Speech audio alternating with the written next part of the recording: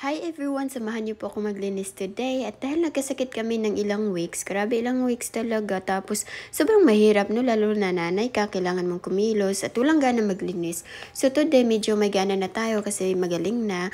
So ayan, dito muna tayo mag-start sa living room. So ito pala ang aming living room, sobrang simple lang. Dati naglalagay kami ng rugs dito, nakailang rugs na din kami at dahil may aso kami at nagkasakit siya, mahirap na linisin kaya tinapon na namin. And ngayon naman iniisip ko siguro bibili ako sometime. But as of now, wala talaga. So by the way, naglalagay pala ako ng leather conditioner. So yan yung couch namin. Kahit ganyan yung kulay niya, hindi ko siya nililinis all the time. At buti naman din yung mga bata, hindi nila sinusulatan. Oh my goodness, patay tayo pag sinusulatan niya. Kahit ang easy lang nitong tingnan, nakakangawit pala ng braso. Kaya nakakapagod din gawin to guys.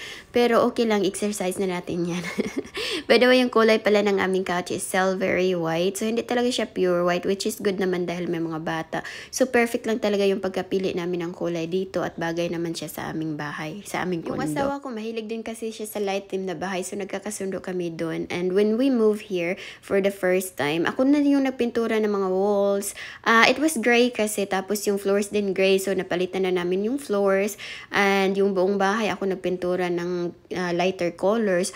So yan, bagay na siya and marami pa kaming kailangan i-renovate kaso wala pa kaming budget. So step by step lang, paunti-unti lang hanggang sa matapos. At least nandito na kami, which is a big dream and a big blessing kasi hindi talaga namin in-expect na magkaroon kami nito in such a short period of time. Kasi inisipan namin na siguro ang tagal-tagal pa, pero within 3 months lang talaga to guys. Yung process nito is very, tuloy-tuloy lang talaga. So sobrang saya namin at blessed kami dito. So enjoy lang natin kung anong meron tayo, kung anong blessings na binigay ni God sa atin. Kasi hindi naman natin alam kung anong bukas, 'di ba? By the way, dito naman tayo sa labas at ang lamig ngayon ay mahangin, kaya bilis-bilisan natin at ako ay gutom na gutom na. I don't know anong oras na ngayon.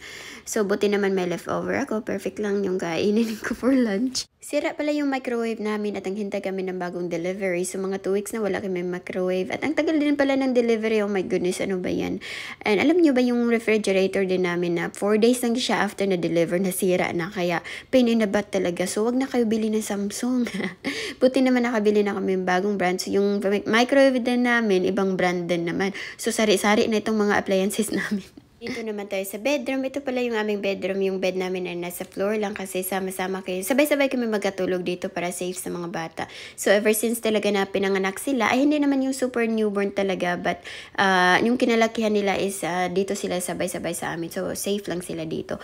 By the way, yung beddings ko siguro nakikita nyo sa ibang videos or sa pictures ko na ganyan lang siya. Dati gusto ko yung mga iba-ibang kulay, ibang mga design, pero ngayon habang tumatanda gusto ko na lang yung plain at saka gusto kong wala na akong liligpitin pa, wala na akong i-store sa storage, ganyan. So pag nilaban ko siya, ibalik ko agad. Yung furnitures din pala namin, ako na nagpintura dyan. Grabe, sipag ko talaga. Ngayon iniisip ko, paano ko ba nagawa yun, yung mga bagay na yun.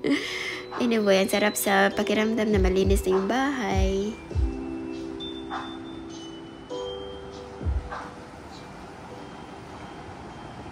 Hindi pa tayo tapos at magmamap na naman ng floor. So, alam niyo ba yung mayroon akong bad experience dito. Nag-vacuum after ng C-section ko, mga 1 week lang.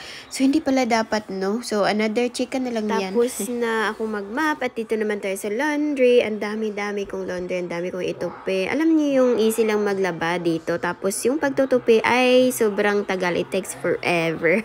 So, nakakatuwa talaga na empty yung laundry basket, diba? Bilis-bilisan ko na kasi malapit na silang uuwi silang lahat at kalat na naman sa bahay. Wait, there's more. OMG.